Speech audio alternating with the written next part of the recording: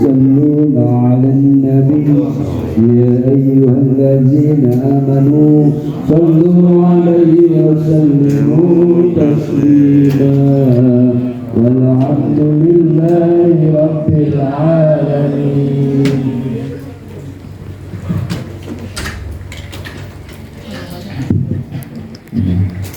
Assalamualaikum warahmatullahi wabarakatuh. Waalaikumsalam warahmatullahi wabarakatuh.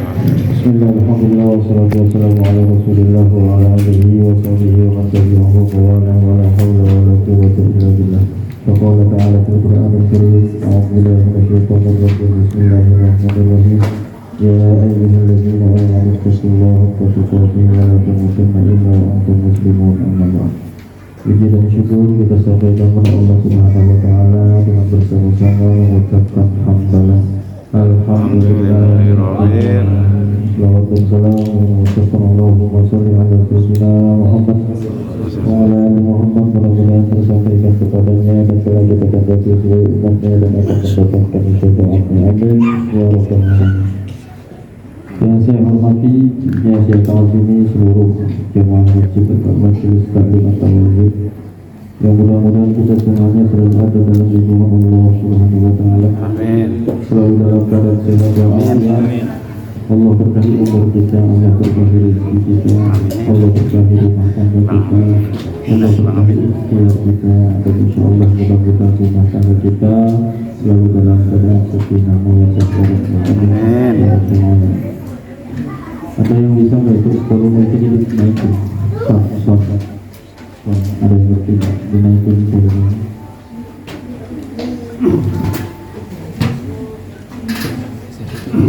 Berat. Enggak mungkin. Apa sih? Silakan buka, kita lanjutkan. Yang paling bawah itu halaman 12.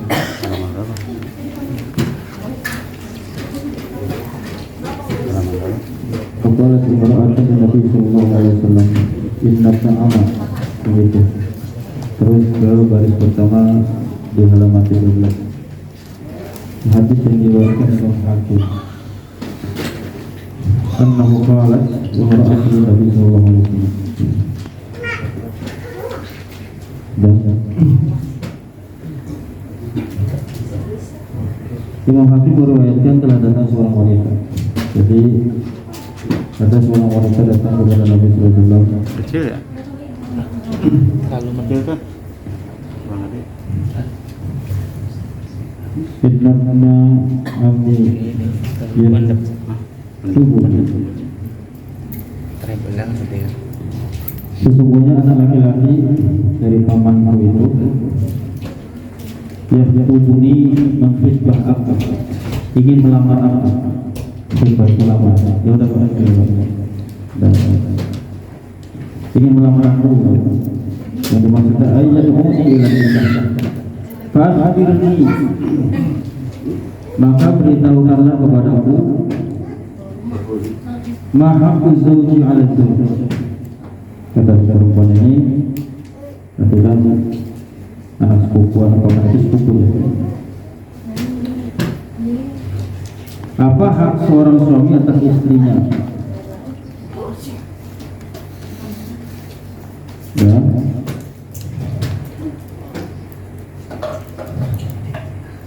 Faikana ayat dzalikal haqqu syai'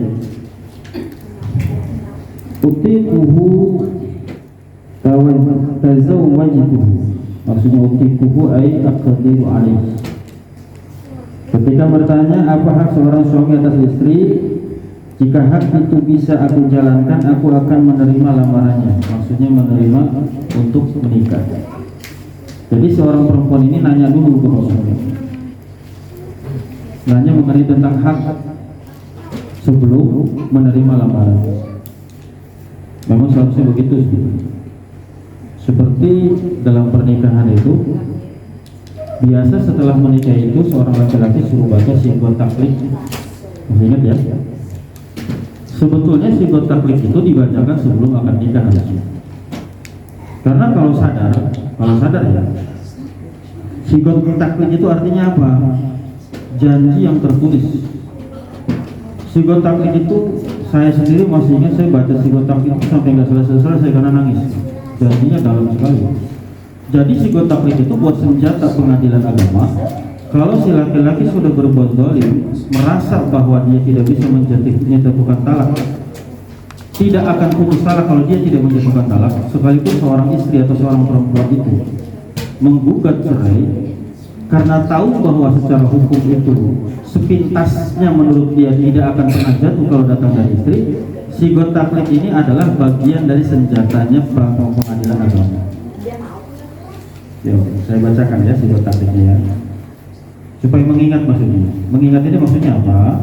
Supaya kita sadar bahwa ada kata sigot yang pernah kita tanda tangani dan itu ternyata janji kita di depan wali, di depan saksi, dan di depan orang banyak. Ya, makanya sigot ini dibacanya oleh laki-laki bukan perempuan. Yang bagus itu sebetulnya dibacanya janji ini setelah sebelum menikah, lalu dia menyanggupi, setelah menyanggupi tanda tangan baru menikahkan. Kalau nggak sanggup nggak usah. Nah kalau misalkan dibaca dulu ada resikonya bakal batal nikah karena berat. Ya, saya baca ya. Misalkan si laki-laki ini ngomong, Bismillahirrahmanirrahim, pada hari ini tanggal, bulan, tahun, berjanji dengan sesungguh hati bahwa saya akan mempergauli istri saya yang bernama Fulan binti Fulan dengan baik, yaitu mu'asyiruhunna bil ma'ruf menurut ajaran Islam. Kepada istri tersebut saya menyatakan sigat taklid sebagai berikut. Ini poinnya. Yang pertama, meninggalkan istri saya selama 2 tahun berturut-turut. 2. Tidak memberi nafkah wajib kepadanya 3 bulan lamanya. 3. Menyakiti badan atau jasmani istri saya. 4. Membiarkan atau tidak memperdulikannya istri saya selama 6 bulan atau lebih. Dan karena perbuatan saya tersebut, istri saya tidak ridho dan mengajukan gugatan kepada pengadilan agama, maka apabila gugatannya diterima oleh pengadilan agama tersebut, kemudian istri saya membayar sebesar Rp10.000 sebagai iwat atau pengganti kepada saya, maka jatuhlah talak saya kepadanya. Tinggal si perempuan bawa 10.000 aja. Sebetulnya sigot taklid ini makanya adanya di buku nikah. Si perempuan ini bawa buku nikah karena zalimnya seorang suami, bukti faktanya ada, saksinya ada, sekalipun ini tidak mau menceraikannya karena punya dalih bahwa cerai itu tidak akan jatuh dari seorang laki-laki. Sigot taklid ini adalah senjata bagi kaum ibu dan pengadilan agama. Tapi pengadilan agama kan enggak sembarangan. Maka proses pertama itu sebelum naik ke pengadilan itu ada yang disebut dengan mediasi. Ya, mediasi, dinasehatin, diam-diam sambil pegang laptop itu nasehatin sebetulnya mencatat kasus intinya apa persoalannya. Ya, didudukan, kalau nggak bisa pada berantem satu-satu dibangun. Tidak. Setelah itu ternyata nggak bisa juga diampurin, baru naik ke pengadilan. Pengadilan pun nggak lama karena yang antri ribuan. Ya, nggak lama. Kau benar begini, laporannya begini. Oh nggak, saya menyangkal gini. Cuma kalau sudah seorang perempuan itu menyodorkan saksi bukti, apalagi sampai jelas ada kezaliman bentuknya fisik sesuai dengan hasil rekomendasi kepolisian atau rumah sakit, nah beres. Sigot taklid inilah yang menjadi pegangan pengadilan agama. Kamu kan pernah berjanji tidak akan menyakiti fisiknya. Kamu kan pernah berjanji tidak mau kalau tidak memberikan nafkah selama sekian bulan, sekian tahun bahkan. Pernah dengar nggak ada seorang laki-laki yang meninggalkan bertahun-tahun tiba-tiba balik? Contoh istrinya sudah tinggal lagi, pernah dengar itu? Nah ini senjata, ya senjata bahwa ketika si laki-laki itu nggak menerima dengan segala keputusannya, dia harus siap bahwa ada sigot taklid yang pernah kamu tanda tangan. Ini resiko bagi orang yang tidak melaksanakan hukum negara atau yang disebut dengan nikah siri, nggak mendapatkan ini. Makanya nikah siri itu yang dirugikan sebetulnya siapa? Istri. Karena istri tidak mendapatkan hak apapun. Hak waris nggak dapat. Hak waris itu nggak dapat sama sekali. Ya.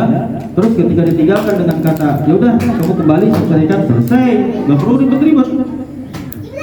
Ya, nah adanya negara ini untuk mengaitkan itu semua, maka ketika ada persoalan tetap harus melalui negara. Ya, itu makanya berhati-hati ya dalam perkara ini. Maka seorang perempuan ini sampai teliti di dalam hadis ini mengajukan mengenai menanyakan dulu perihal tentang kewajiban seorang istri kepada suami. Jawaban dari Nabi tegas. Apa kata Nabi itu? Coba kita baca jawabannya. Wa qalat Aisyah radhiyallahu anha. Qala sallallahu alaihi wasallam fi haqqi yang dimaksud dengan fi haqqi itu adalah annahu ay asyafna. Law sa'ala man khirahu daman wa qayhan qala hisathu. Luar biasa ya. Rasulullah SAW itu bersabda, jika darah dan nanah keluar dari lubang hidung seorang suami, darah dan nanah keluar dari dua hidung, dari hidung kedua lubang suami itu, lubang hidung suami, ya andaikan itu terjadi, lalu setelah itu falahisathu bilisaniha, kemudian istrinya itu membersihkan dengan menjilatnya dengan lisannya. Suami berdarah, mimisan agak banyak, ya, tapi ini nanah, ada nanahnya, bukan cuma darah. Si istri ini menjilat darah atau nanah yang keluar dari hidung suami. Apa kata Nabi SAW? Ini harus diterima dengan benar. Laukana, kata Nabi SAW, yang bagi libasharin ayyasjuda libasharin. Kata Nabi SAW berikutnya, jika saja diperbolehkan manusia bersujud kepada manusia lainnya. Nah, ini tadi poinnya yang pertama mengenai tentang darah dan nanah, yang kedua mengenai tentang sujud. Ya. Al-amrtu al-mar'ata an tasjuda li zawjiha, maka aku akan perintahkan seorang istri sujud kepada suaminya. Nah, di sini poinnya adalah yang dimaksud penjelasannya begini. Penjelasannya nih ya, di kitab ini enggak ada penjelasan. Idza dakhala 'alaiha lima faddalahu Allahu 'alaiha, qalat walladzi ba'atsaka bil haqqi la atazawwaju ma baqiyatid dunya. Si perempuan ini dengan mendengar kata itu, karena ternyata baktinya seorang istri, andaikan saja menjilat darah dan nanah yang keluar dari dua lubang hidungnya, dan juga kalau andaikan diperbolehkan seorang manusia sujud kepada manusia adalah seorang istri kepada suaminya, tiba-tiba si perempuan ini, boleh nggak saya nggak jadi nikah aja? Si perempuan ini ngomong gitu ke Nabi Muhammad. Ya, artinya saking beratnya. Ya, saking beratnya ketika seorang perempuan ini harus seperti itu, ya, baktinya atau posisinya di hadapan suaminya. Wa qalat Aisyah radhiyallahu anha atas kata ila Nabi sallallahu alaihi wasallam, faqalat ya Rasulullah inni fatatu tubu fa akrahu tazwij. Ini jadi fa akrahu itu karoha itu artinya tidak menyukai, tazwij menikah. Fa ma haqqu zawj 'ala al-mar'ah qala law kana min fawqihi ila qadamihi sadidun fala hisathu ma addat syukrahu. Ini sama, ini protes juga nih, ya, ada protes seorang perempuan juga mengenai tentang beratnya kewajiban perempuan kewajiban istri kepada suami. Afala tazawwaju qalat bala tazawwaju fa innahu khairun. Maka janganlah begitu, kamu lebih baik menikah saja karena menikah itu ada banyak kebaikannya. Jadi perimbangannya, masih ingat gak pembahasan kita sebelumnya? Bahwa pahala yang paling besar itu adanya dalam rumah tangga. Oke?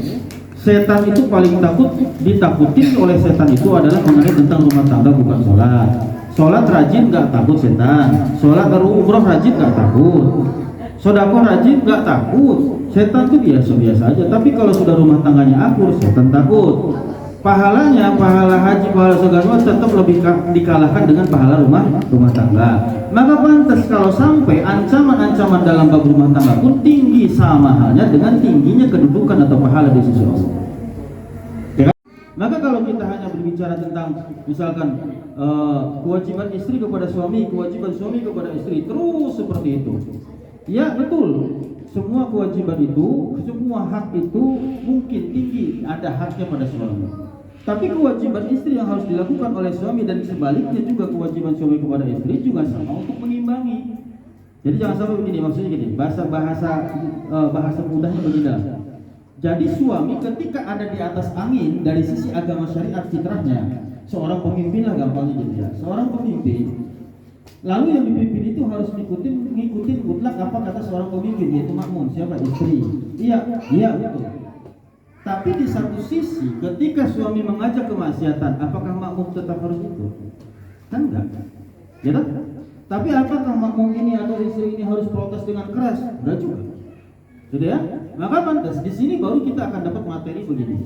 Kenapa? Nabi bersabda, "Sab'atun yuzilluhumullah yauma la zilla illa zilluh." Ada 7 golongan orang yang akan mendapatkan naungan langsung dari Allah di akhirat nanti. Langsung. Bukan lewat sholatnya, bukan, langsung dari Allah, langsung tanpa perantara malaikat sama sekali. Yang paling pertama dalam hadis itu 7 golongan orang yang akan mendapatkan naungan dari Allah itu adalah imamun adil, pemimpin yang adil. Rasanya kalimat ini mungkin sederhana menurut kita, tapi ternyata betul ketika saya berbuat baik kepada si fulan, yang senang itu cuma dia. Kalau dia sudah punya istri, istrinya ikut senang, anaknya kalau udah gede, anaknya senang, udah. Tapi pemimpin yang adil cuma dengan instruksi tanda tangan satu saja. Coba misalkan mengenai BLT, yang senang banyak, itu luar biasa pahalanya. Cuma gara-gara tanda tangan sekali doang, pahalanya langsung melimpah luar biasa. Maka pantas dibalik keadilan itu kalau khianat, dosanya pun gede. Karena pahalanya gede. Paham ya? Nah, sedangkan pemimpin di dalam agama Islam itu kebagi 4 kata di dalam Al-Quran. Yang pertama, pemimpin yang disebut dengan imam. Imam itu wajib hukumnya ada makmum. Imam itu asal kata dari amama yang artinya di depan. Imam itu rumah tangga itu imam. Sholat itu namanya imam. Syaratnya harus ada makmum. Kalau sendirian itu enggak disebut imam. Munfarid. Yang kedua, pemimpin itu disebut apa? Disebut dengan amir.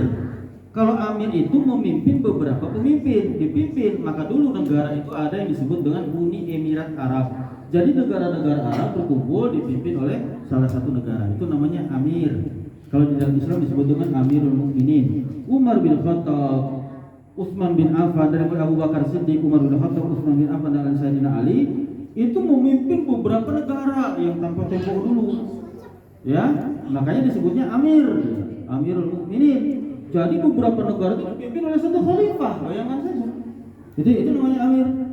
Terus yang berikutnya, pemimpin itu disebut dengan kulukum ra'in. Ra'in itu artinya, arti kamusnya kalau dalam bahasa hadis kan begini, kulukum ra'in wa kulukum mas'ulun an ra'iyatih. Tiap-tiap kalian adalah pemimpin dan tiap-tiap kalian akan diminta pertanggungjawaban atas kepemimpinan. Kata ra'in ternyata artinya bukan pemimpin tapi penggembala kambing. Tapi kenapa dalam hadis itu diterjemahkan pemimpin? Ternyata seorang pemimpin harus seperti penggembala kambing. Bawa kambing 50 keluar, pulang harus 50. Bawa kambing 50, yang satu makan, yang lain harus makan. Itu pemimpin. Tuh, ya. Terus pemimpin yang keempat disebutnya apa? Yang pertama amir, imam. Terus amir, terus ra'in. Terus yang ada di organisasi NU Muhammadiyah misalkan apa? Rais. Pemimpin. Rais itu raksun, kepala, ujung pangkalnya di situ. Cuma itu ada dalam komunitas, biasanya organisasi kalau itu. Ya, organisasi kelas skala di bawah amir kalau itu. Amir itu lebih tinggi lagi. Ya, kalau sekarangnya amir itu presiden lah. Ya, cuma dia mau memimpin beberapa negara kalau dia. Nah, kalau presiden memimpin beberapa gubernur. Nah, gitu, dia namanya amir. Gitu ya. Jadi, Rais ini salah satu pemimpin yang ada di organisasi aja. Skupnya itu lebih kecil daripada amir, gitu ya. Lebih kecilnya lagi imam lebih kecil lagi. Ya, itu apa namanya, lebih ke orang komunitas sendiri lah kalau gitu ya. Jadi sekali lagi bahwa si perempuan ini intinya ketika bertanya kepada Nabi, terlalu beratnya tugas seorang istri sampai-sampai ketika andaikan membersihkan luka suaminya, andaikan pun suruh sujud kepada suaminya lalu sujud segala macam, itu belum dihitung bakti sama sekali kepada suami. Ya, maka ketika baca sigot taklid seorang suami dalam pernikahan itu seharusnya nangis.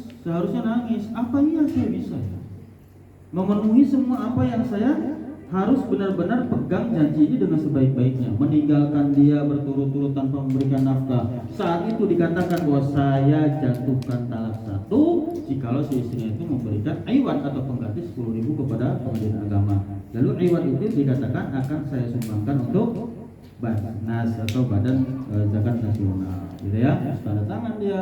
Makanya seorang istri itu sebetulnya harus megang buku nikah. Yang bukan suami yang megang buku nikah, tinggal tunjukin aja kamu berbuat kayak gitu, itu senjatanya. Gitu, ya. Nah sekarang itu yang sering terjadi di kita itu, dalilnya itu dalil bahwa seorang suami terlalu tinggi pangkat kedudukan di mata agama, dia salah di situ. Salahnya apa? Merasa bahwa semua itu kekuasaannya di tangan dia, istri tidak punya hak sama sekali. Itu kesalahannya di situ aja. Tapi kalau misalkan suami yang salih, sudah baik, memberikan nasihat, memberikan contoh dan teladan, ngajak ibadah, ngajak ngaji segala macam. Saya ucapkan sore hari ini, demi Allah, istri sedurhaka apapun dia tahu dia itu salah betul. Walaupun dia bantah. Tapi ketika membantah sesuatu sebetulnya memang melihat sesuatu yang janggal dari diri kita. Ya, makanya ketika ada kisah seorang istri itu paling jeli melihat kesalahan suami, paling jeli. Ya, paling jeli. Kalau disuruh kasih kertas kesalahan saya tolong tulis. Istri dari A sampai Z sehari semalam gak bakal selesai nulis kesalahan. Tapi kesalahan istri ketika dicatat sama suami bingung.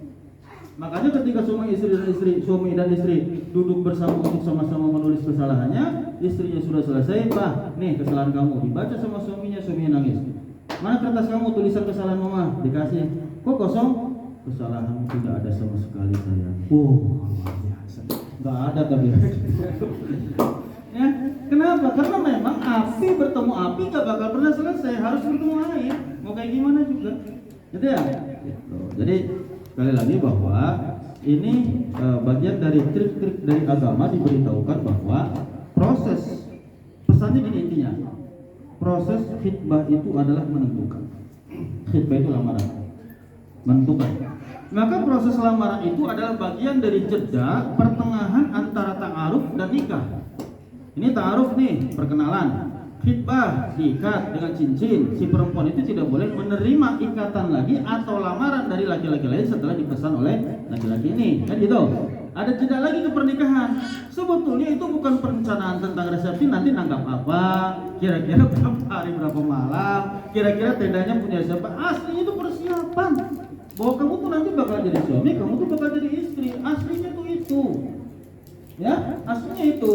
Ini cari ke sono kemari, gedung mana nih yang pantas buat kita? Mana kira-kira? Weddingnya yang mana kira-kira? Repot coba. Ya, maka itu urusan orang tua sebetulnya. Tinggal manut aja. Kalau kata orang cuma di KUA doang, ya udah terima saja. Gitu ya. Maka tarbiyah kepada anak itu luar biasa. Dulu sama sekarang bedanya luar biasa. Kalau dulu tanpa dididik oleh orang tua, cukup gurunya saja, gurunya laporan, temannya salah laporan bahwa anak ini tadi dihukum sama gurunya, dicepret pakai penggaris di rumah, makin dihajar sama orang tua. Dulu. Sekalinya kita dikasih buku komik itu bab tentang surga dan neraka. Dulu itu, yang seumuran sama saya atau di atasnya pasti tahu dah. Surga, neraka lagi.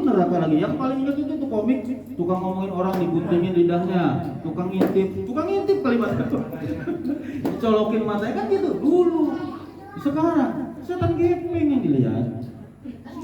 Ya kan? Cara mematikannya gampang, hilangkan wifi, hilangkan paket. Dia pinter, cari wifi di masjid gratis. Serius Pak. Di masjid-masjid dimanapun di Purworejo gratis Pak, dikasih akses itu luar biasa, ya luar biasa. Gitu ya. Di satu sisi dirahasiakan, salah Pak, karena itu nggak bayar kecuali berbayar itu hak, itu milik umat, nggak boleh. Ya dikasih tahu silakan. Cuma di sisi lain madaratnya kalau dikasih tahu semuanya, jejer tuh udah pagi sampai malam bocah pada main game. Serba salah, posisinya serba salah. Yang harus kita hadapi bersama dan itu harus didiskusikan panjang. Gitu ya. Nah, paling tidak ya sama seperti yayasan, paling tidak jamaah mutlak yang memang memakmurkan masjid wajib tahu, bukan cuma pengurus yang tahu. Tanggung jawabnya tapi ke pribadi sudah selesai. Gitu ya. Kecuali mungkin yang umum ya hanya mampir segala macam jelas.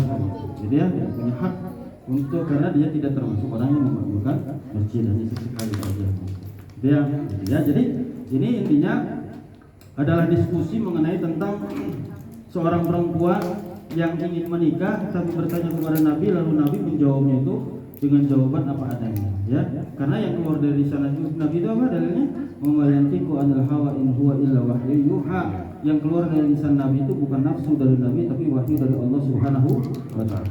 Ya, itu apa namanya? Masyhur sekali pertanyaan seorang perempuan kepada Nabi itu sehingga ingin membatalkan rencana dari kebaikan itu.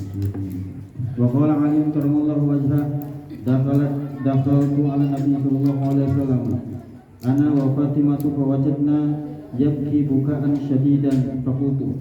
Sayyidina Ali dan istrinya ini menemukan wajadna yabki bukaan syadidan. Ya, ada yang sedang menangis dan itu sangat sedih sekali. Lalu bertanyalah faqultu, lalu sallallahu alaihi wasallam, fidaka abi wa ummi ya Rasulullah, wa fidaka mubtada. Di sini penjelasannya fidaka itu ada termasuknya mubtada dalam bahasa Arab, ya. Tebusan keprihatinan itu adalah bapak dan ibunya. Lafaznya fidaknya. Itu kedudukannya sebagai mubtada. Sedangkan khobarnya adalah kalimat yang sesudahnya. Ya, sesudahnya itu termasuk khobarnya ke dalam ilmu bahasa Arab. Ini di sini tidak dijelaskan rincinya, ya. Jadi supaya lebih jelasnya, supaya lebih tahu kemana lari kalimat yang dimaksud itu, ya. Ya, tebusan itu yang dimaksud adalah tebusan dari keprihatinan dan tangisan tadi yang tangis sangat sedih sekali, yaitu kutebus dengan ibu bapakmu karena kecintaanku yang sangat kepadamu.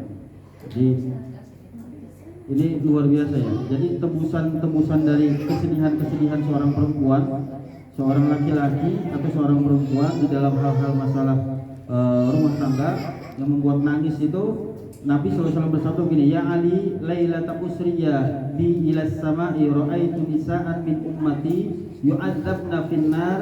Nah, kata Nabi SAW, wahai Ali, di malam ketika aku di Isra dan di'razkan ke langit, aku melihat golongan wanita dari umatku sedang disiksa dalam neraka.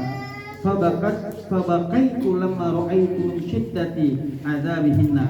Maka aku menangis karena melihat azabnya itu sangat pedih sekali. Jadi peristiwa Isra dan Mi'raj itu diperlihatkan oleh Allah kepada Nabi melihat siapa yang sedang disiksa. Ternyata yang lebih banyak disiksa itu adalah kaum perempuan.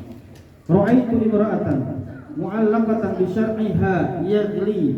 Nah, maksudnya dikasril lam itu dikasrkan dimaghuha maksudnya. Aku melihat wanita yang digantung rambutnya bergolak-golak, ya, bergolak. Jadi rambutnya digantung tapi digoyang-goyang kepalanya. Jadi otak itu bagian dalamnya, maksudnya di dalam kepalanya itu sampai bergoyang-goyang. Wasanian yang kedua, ra'aitu imra'atan mu'allaqatan bilisaniha wal hamim. Melihat wanita digantung lidahnya kemudian diguyurkan air panas neraka ke dalam tenggorokannya. Wasalisan yang ketiga, ra'aitu imra'atan qad syudda rijlaha ila sadyaiha. Terus yang ketiga, aku melihat wanita yang diikat kedua jari kakinya sampai dua puting payudaranya. Nah, dan diikat kedua tangannya pula ke kepala. Persis di dalam surat Yasin. Dalam surat Yasin itu kan kalimat itu wal Qur'anil hakim innaka laminal mursalin ala siratin mustaqim tanzilal azizir rahim litunzira qauman ma unzira aba'uhum fahum ghafilun laqad haqqal qawlu ala aktharihim fahum la yu'minun inna ja'alna fi a'naqihim aghlalan fahiya ilal azqan. Ini ditarik ke atas, terus ini diikat ke belakang, ilal azqan, tarik ke atas, digantung. Ya, kalau yang tidak mau mendengarkan peringatan masyarakat. Terus wajahana membaini aidihim sadda, di depannya kasih tembok, belakang tembok, membaini aidihim sadda, dikencet, udah mau diikat, ditarik ke atas, menganga langsung sakit, terus dikencet pakai dua tembok depan dan belakang sampai bukan menipis lagi sampai hilang. Dan itu berkali-kali terus-terusan dilakukan siksaan itu. Warabi'an ra'aitu imra'atan mu'allaqatan bisadyaiha.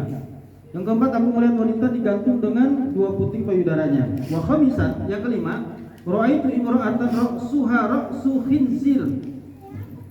Aku melihat wanita yang kepalanya itu kepala B2. Wa badanuha badanu himar.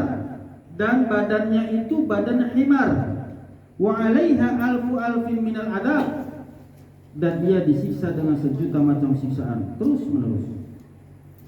Nanti kita poinnya dengan di bawah ya. Wasadisan yang keenam, ra'aitu imra'atan ala suratil kalb. Aku melihat wanita yang bermuka seekor anjing. Lalu wanar dan api tadkhulu min fiha takhruju min duburiha, dan api neraka masuk melalui mulutnya dan keluar dari duburnya. Wa malaikatu yadribuna ra'saha, dan sementara malaikat memukulinya dengan palu dari api neraka. Faqamat Fatimah Az-Zahra. Setelah mendengar itu Nabi bersabda, lalu Siti Fatimah berdiri sambil sedih mendengar kalimat. Faqalat, Fatimah berkata, ya Habibi, qurratu aini, wahai Rasulullah, kekasih hati dan ketentraman jiwa. Kata Fatimah, makana a'malu haula.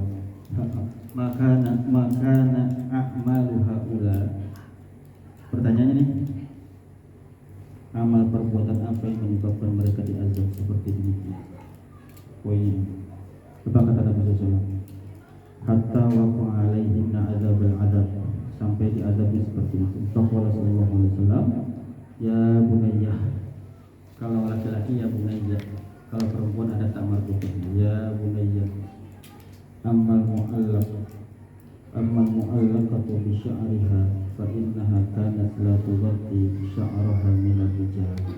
Yang pertama, siksaan wanita yang digantung rambutnya yang bekaknya sampai terkoyak-koyak itu, yaitu orang atau seorang wanita yang tidak mau memakai jilbab, yang selalu diperlihatkan bagian rambutnya kepada laki-laki. Itu siksaannya, rambutnya ditarik ke atas dan koyak-koyak. Seorang laki-laki yang solih, suami yang solih, jikalau itu terjadi lalu dia tidak merasa cemburu, padahal dia yang mencari nafkah, dia yang menjaga, dia yang melindungi, dia yang selalu ada di garda terdepan kalau ada apa-apa, kalau dia sakit, tapi tidak cemburu ketika aurat istrinya dilihat oleh laki-laki lain, itu termasuk laki-laki yang bodoh.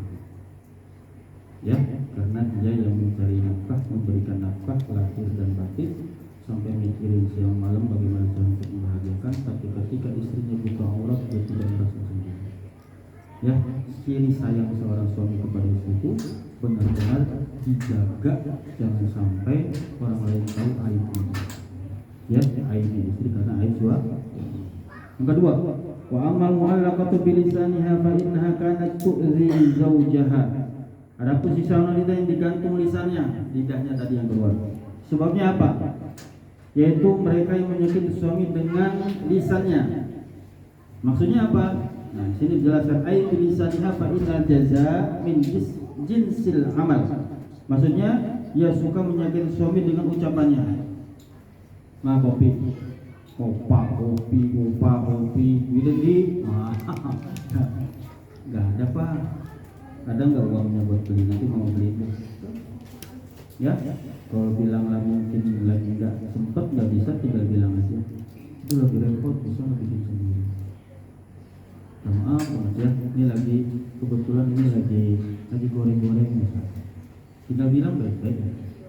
Ya, suami juga harus tahu sebelum nyuruh atau minta tolong kayak gitu, istri lagi ngapain. Kadang-kadang suami juga bahlul. Ya, itu jangan biarkan istri jadi tambah dosa.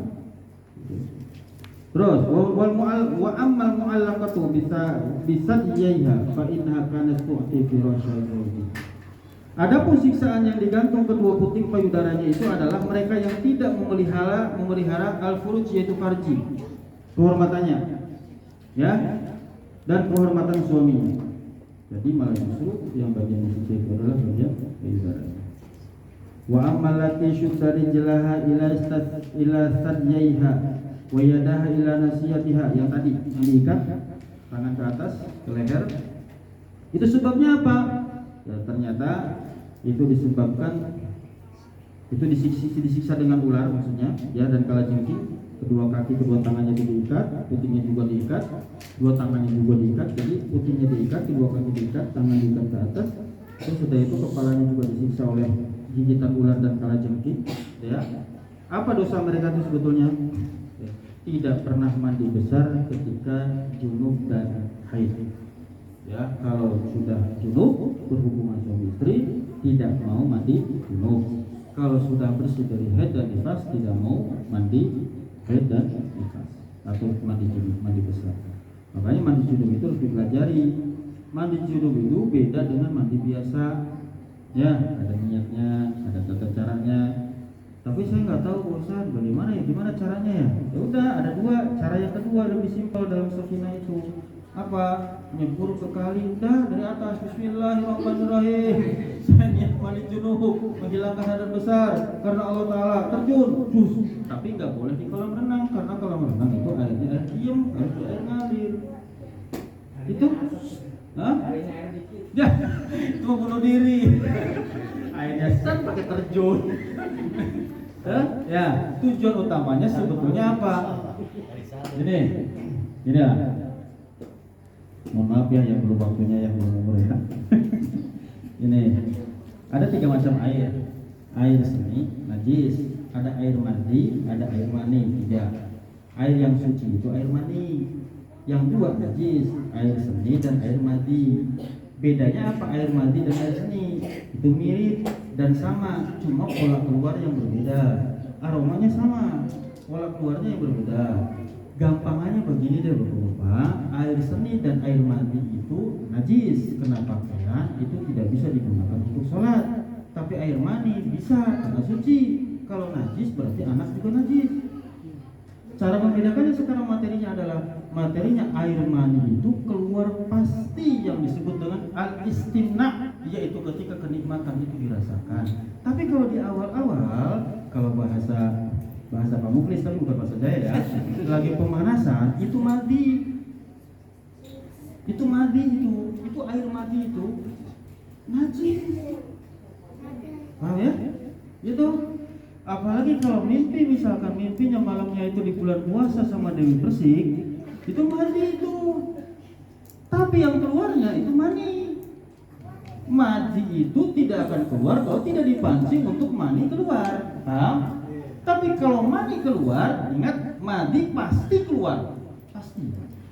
Ini yang menjadi hukum di dalam kitab Fathul Izar. Kalau memang nanti mau belajar, tapi ya, kenapa suami istri dibebaskan untuk melakukan hubungan suami istri kecuali 2? Apa itu? Yang pertama berhubungan ketika haid, yang kedua berhubungan lewat dubur. Itu doang. Di dalam kitab Fathul Izar bebas silakan. Mau kayak gimana pun, mau dijungkir balik apa pun, amat terserah. Cuma 2 itu yang dilarang. Cuma yang jadi persoalan bagaimana hukumnya ketika ternyata ada madi yang keluar dan itu terkena bagian dari pakaian, terkena dari bagian tangan, terkena bagian anggota itu doang sebetulnya. Ya, gitu. Jadi beda. Aromanya sama dengan mani, air mati itu. Terus warnanya sama, kekentalannya juga sama. Cuma cara keluar yang berbeda. Pak Jimmy lagi duduk di jalan, ada cewek. Itu mati, itu bukan mani. Ya, itu mani karena kenikmatan itu tidak dirasakan. Tidak dirasakan. Cuma dirasakan di hayalan apakah nikmat? Enggak. Bohong kalau diam ya, saya lagi menghayal gratis kata Pak Ustaz. Iya, menghayalnya gratis, tapi merasakan nikmat itu tidak. Itu namanya al-istimna. Jadi ketika kenikmatan itu datang itu disebut dengan mani dan itu tidak najis. Yang najis itu adalah mandi. Nah, bagi perempuan wanita yang tidak pernah mandi junub, mandinya mandi biasa saja, maka siksaannya lebih berat dari yang tadi. Kaki diikat, tangan juga diikat sampai ke leher, dimakan juga sama ular, digigit sama kalajengking juga. Jadi saking dalam keadaan kotor. Gitu ya. Jadi nanti kita pelajari ya bagaimana cara mandi wajib yang benar. Enggak usah nanti dah, sekarang aja deh. Ini aja ya. Yang pertama, bersihkan dulu. Bersihkan, segera bersihkan. Yang kedua, setelah bersihkan, wudu. Maka ketika datang waktu subuh, niat mandi Jumat, berangkat kerja, enggak mandi lagi, sudah mendapatkan pahala mandi Jumat. Karena awalnya mandi Jumat itu di waktu subuh sampai waktu Jumat. Kalau jam 1 selesai Jumat, enggak ada lagi hukum mandi Jumat. Jumat selesai sampai Jumatan selesai. Gitu ya. Nah, itu cara mandinya sama, mandi Jumat itu, cuma beda di niat. Maka dari itu ketika setiap hari kita mandi ke seluruh anggota tubuh dan basah semua, tapi tidak ada niat seperti tadi, hukumnya bukan mandi junub, mandi biasa itu. Ya, mandi biasa. Karena mandi biasa pun sama seperti junub, mungkin kena semua maksudnya, gitu ya, kena semua maksudnya, gitu ya. Nah, tapi tadi Ustaz saya dengar katanya tinggal terjun aja, berarti kan nggak ada rangkaian ini dan itu. Tujuannya ada rangkaian yang tadi itu supaya jangan sampai ada yang tersisa, tidak terbasuh air. Yang kedua, di dalam ilmu medis ternyata kalau langsung ke kepala tanpa terkena air terlebih dahulu anggota tubuh yang lain, berpotensi penyakit stroke akan cepat dirasakan oleh orang ini. Karena bagian kepala di sini, pusat darah ini akan koneksi langsung ke jantung dan itu akan membuat kopi. Jadi ketika mandi pagi, hati-hati jangan langsung mandi. Ya, wudhu itu bagian dari cara kita untuk menghangatkan tubuh, dikenakan dengan air lalu darah langsung progres, dia langsung gerak, lalu ketika dibasuh, diguyur dengan air itu sudah siap badan dan insya Allah sehat. Gitu ya. Tapi kalau yang langsung datang ke korban langsung guyur, jangan deh. Seringnya itu sakit ujungnya migrain, sakit kepala, ya, sakit tiap hari sakit kepala, gitu. Belum siap masalahnya kena air, ya, itu jaga kesehatan itu. Ya, insya Allah kalau ibu-ibu di sini mas saya yakin rajin mandi tubuhnya, yakin saya. Ya, karena maksudnya latihan mandinya, ya. Jadi mandi junub itu ternyata bukan hanya sekedar kita anggap bahwa harus kena air saja, enggak, harus ada niat. Sekarang 2 rakaat di sini, ruku sujud segala macam, enggak ada niat. Lalu sholat apa dia? Justru yang membedakan itu ketika jam 9 itu, oh ternyata dia sholat duha. Boleh nggak dia 2 rakaat tanpa sholat duha? Boleh, masuk masjid berarti sholat tahiyatul masjid. Lalu orang lihat tadi 2 rakaat, sholat duha juga boleh 2 rakaat. Apakah bisa menebak kita bahwa dia sholat tahiyatul masjid? Belum tentu, boleh jadi dia sholat duha. Gitu ya? Nah, yang membedakan itu dia sendiri yang tahu. Tadi kamu sholat apa? Saya lihatnya tadi sholat duha yang dia dapat. Tadi kamu sholat apa? Sholat tahiyatul masjid. Tahiyatul masjid. Dan itu hak dia. Itu yang membedakan, ternyata yang memutuskan adalah niat. Ke Mekah banyak nggak orang Indonesia berangkat setiap hari? Haji? Belum tentu, boleh jadi TKW. Nah ya, makanya hati-hati dengan niat. Bapak ibu, sampai aja masalah ibadah yang penting niatnya benar, diterima ibadah. Ya, masih ingat gak kisah yang kemarin? Saya ulang ya, dalam penutupan pengajian pagi siang ini. Ketika mengadu kepada Nabi Muhammad SAW mengenai tentang sholat yang gak bisa khusyuk, Nabi menjawab, dari sahabat yang lain nangis langsung dengan jawaban Nabi. Kamu jangan berpikir tentang khusyuk kamu sholat, kamu berangkat ke tempat sholat itu sudah diterima oleh Allah. Ya, di zaman Nabi aja ternyata ada sahabat yang gak bisa fokus sholatnya, ingat keluarga terus. Di zaman kita lebih parah, yang dipikirin keluarga orang malah. Itu bahkan nggak usah khawatir, yang penting kita ikhtiarnya untuk mencapai kekhusyuan itu yang dilihat. Contoh, belajar, berkumpul dengan orang soleh, ibadahnya dirajinin, kan gitu. Itu kan ikhtiar, jangan sampai nggak ada ikhtiar sama sekali. Jadi ya, sama seperti hukum rumah tangga. Ingat, rumah tangga itu siapapun orangnya tidak akan pernah kita temukan sempurna dalam rumah tangga. Enggak, tapi ikhtiarnya kita untuk mencapai itu harus ada. Belajarnya, ya, terus bertanyanya juga, itu kan ikhtiar. Masalah nanti berikutnya seperti apa itu urusan Allah Subhanahu wa Ta'ala. Ya, jadi ikhtiarnya kita harus dibanyakin lagi, doanya dibanyakin lagi. Ya, ibu-ibu sering-sering doa sama Allah kalau minta rezeki yang gak banyak, uang yang banyak, tapi di dekat telinga suami. Tapi minta sama Allah, tapi yang agak kencengan doanya. Ya Allah, beras habis ya Allah, gitu boleh, tapi dekat telinga suami. Suami juga sama, doa yang panjang, ya, yang panjang doain istri. Ya Allah, karena istri saya istri yang solehah, yang paling cantik di dunia, dekat dia biar dia dandan, gitu ya. Dekat dia, jangan sendirian aja lah. Dia kan nggak tahu apa yang kita minta ke Allah, gitu ya. Gitu, nunggu hidayah. Iya, kalau dia jemput hidayah, kalau enggak, ini nggak dapat, gitu ya. Jadi, yuk, jangan sampai istri atau suami di rumah kita jadikan orang lain. Karena sekarang istri kita, suami kita, ibu sudah mulai punya bestie baru. Siapa dia? Tukang kirim paket. kurirnya nih, itu kenal luar biasa. Iya, kurir luar biasa. Bapak-bapak, ibu-ibu, jangan dijadikan pasangan itu kayak orang lain masing-masing. Ya, ajak ngobrol, bercanda. Ujung-ujungnya pasti berantem. Itu ini. Nah, seni rumah tangga nggak apa-apa, gitu ya. Tapi insya Allah kalau kita sudah membuat seni itu menjadi indah seperti persoalan itu, maaf, saya umpamakan seperti batu besar, kita mau lewat nggak bisa lewat.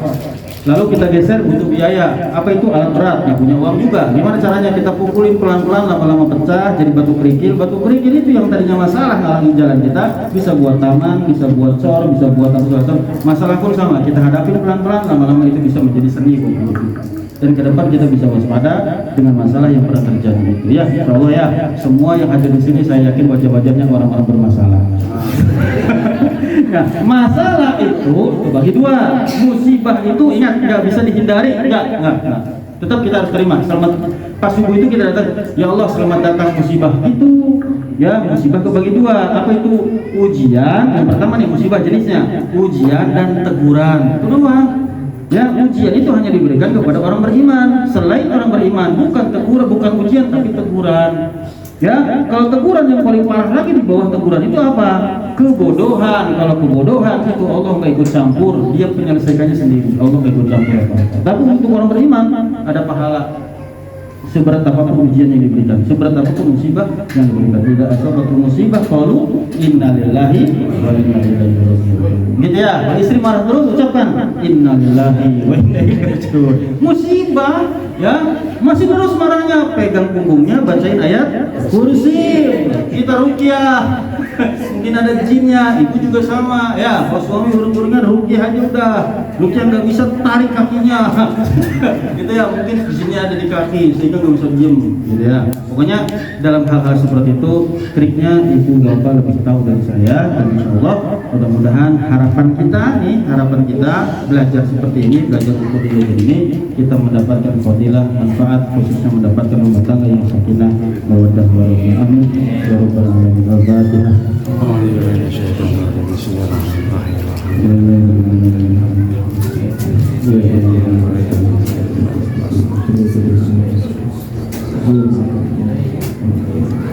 Ya mungkin ada bertanya dulu boleh, sebelum kasih. Boleh bertanya Ustaz. Ini pakai mohon maaf sebelumnya. Assalamualaikum warahmatullahi wabarakatuh. Waalaikumsalam. Ini tentang perempuan ya Ustaz ya.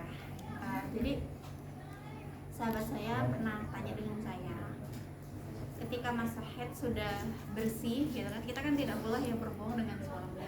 Kita mau bersih lah, ibaratnya mau mandi wajib itu, suami ini bertanya gitu, sudah bersih belum gitu kan, kita jawab sudah gitu kan. Langsung girang itu pokoknya.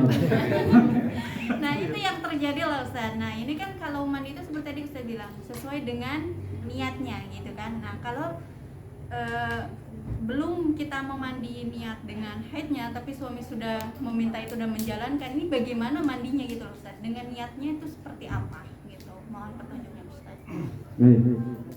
Sudah tahu sebetulnya. Jadi memang kalau sudah cucinya itu sebelum mandi memang berhubungan sudah boleh. Bagi yang belum tahu mungkin terkeraskan aneh. Pertanyaan tadi itu betul. Lalu ketika mau mandi yang mana dulu nih, gitu kan? Sedangkan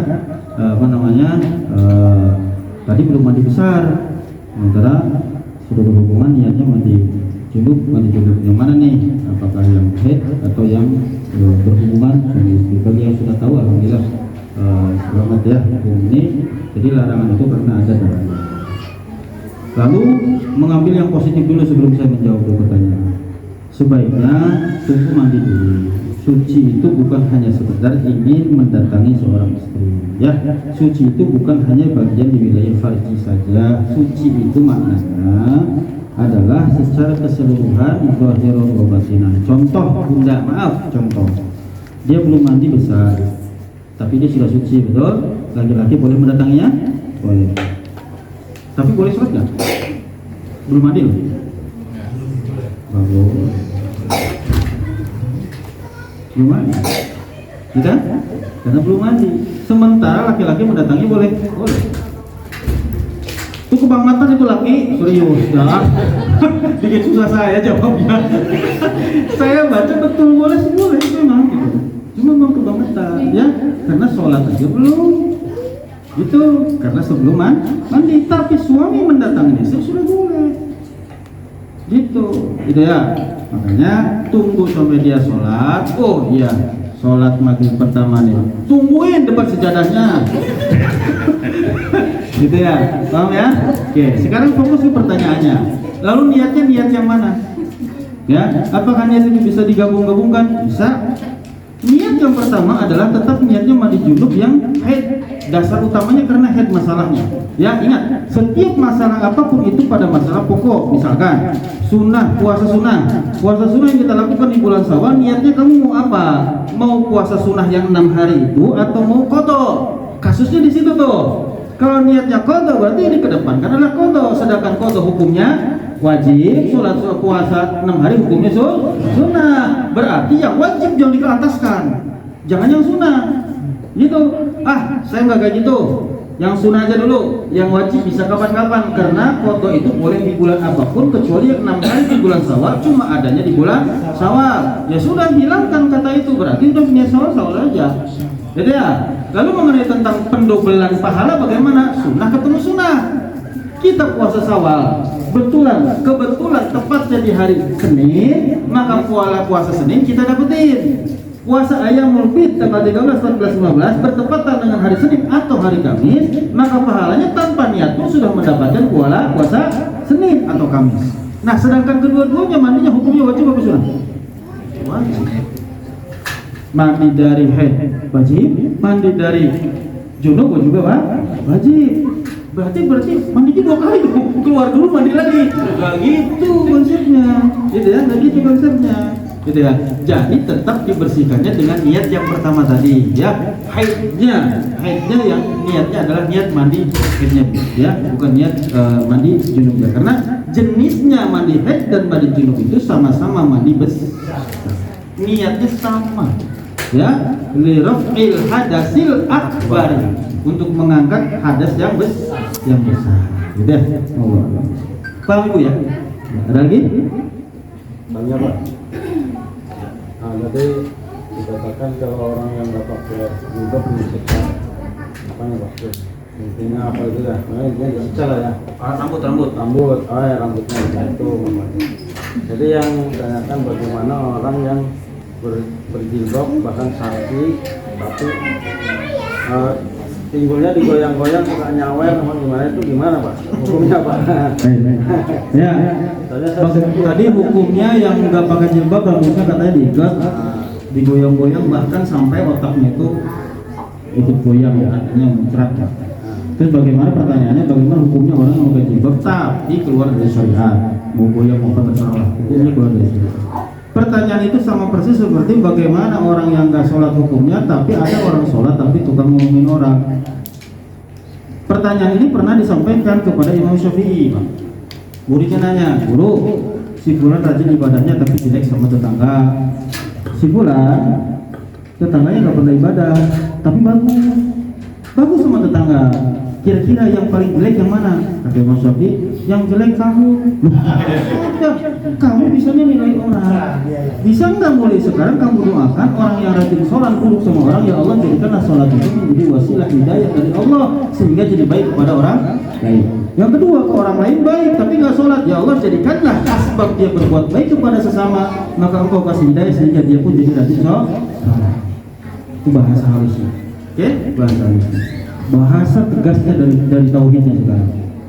Itu keimanan yang sia-sia.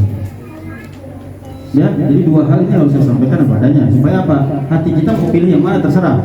Kalau pilih yang pertama berarti kita sudah lembut, nggak melihat lagi, ya itu urusan orang lah. Apalagi kalau kita ternyata belum nasihatin orang itu, udah ngejelekin, ya salah lagi. Misalkan kita punya sahabat pakai jilbab, pinggulnya goyang-goyang segala macam, kita jelekin, tapi kita belum ngasih nasihat. Yang salah ya kita. Gitu? Nah, ini kelembutan Imam Syafi'i sampai di situ tuh. Tapi kalau kita mau cari yang tegas, karena kalau saya nasihatin, repot nih urusannya nih. Pokoknya repot lah, saya nggak mau cerita di sini. Nanti kita sambil mau beda ya ceritanya. Ini repot, maka kita menghindar lebih baik. daripada terjadi kemaksiatan berikutnya pada kita, nular maksudnya, gitu ya. Maka kita lebih tahu dalam situasi seperti itu, gitu ya. Jadi tinggal pilih yang mana, apakah kita mau mendoakan mereka, tapi kata Nabi, kalau merubah orang lain itu fabilisan sudah nggak bisa, fabiliyat dengan tangan juga nggak bisa sama sekali. Maka dengan doa itulah aful iman, selemah-lemahnya iman kita itu sudah dengan doa, tidak mampu dengan kata-kata, tidak mampu dengan tangan. Dah, saya nggak sanggup deh, doa angkat tangan, itu selemah-lemahnya iman kita. Ya, gitu.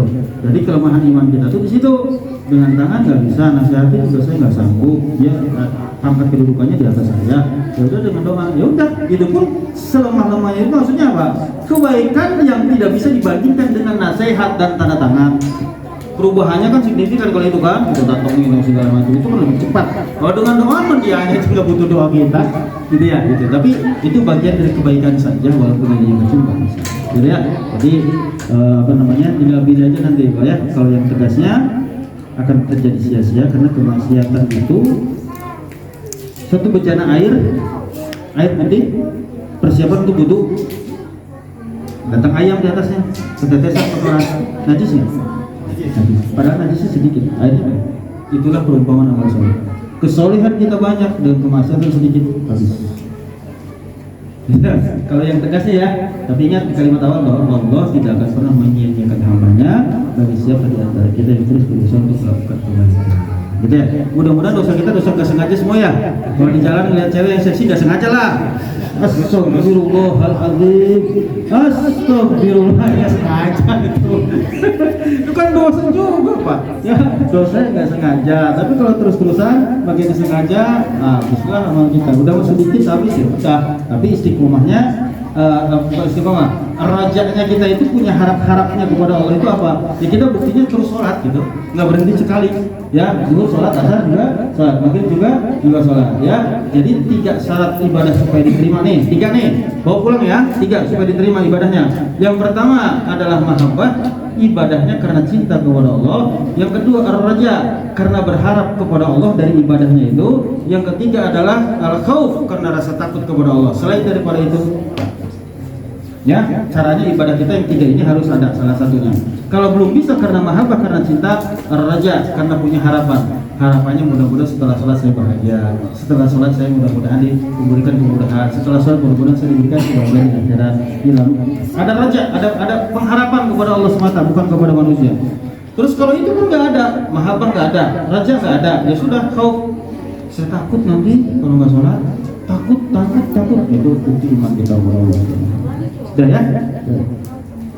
Yuk kita baca doa. Bismillahirrahmanirrahim. Alhamdulillahirrahmanirrahim. Ya Rabbana wa lakal hamdu wa lakal syukru kama yanbaghi li jalali wajhikal karim wa li sultani. Allahumma shalli ala sayyidina Muhammad wa ala ali sayyidina Muhammad. Allahumma ighfir lana dhunubana wa jami'ana warhamna warhamna kama rahimna sirra wa mu'minina wal mu'minat wal muslimina wal muslimat al-ahya'i minhum wal amwat. Allahumma barik lana fi awladina wa dhurriyyatina wa laqad yuhibbu wa yuhibbu bi ta'atika ya arhamar rahimin. Ja'alna fi salati wa dhurriyyatina rabbana doa. Rabbana atina min ladunka rahmatan wa hab lana min amrina rashada. Rabbana atina fid dunya hasanah wa fil akhirati hasanah wa qina adzaban nar. Wa sallallahu ala sayyidina Muhammadin wa ala alihi wa sahbihi wa sallam. Subhana rabbika rabbil izzati amma yasifun wa salamun alal mursalin walhamdulillahi rabbil alamin. Nas'aluka ijabata surah al-Fatihah.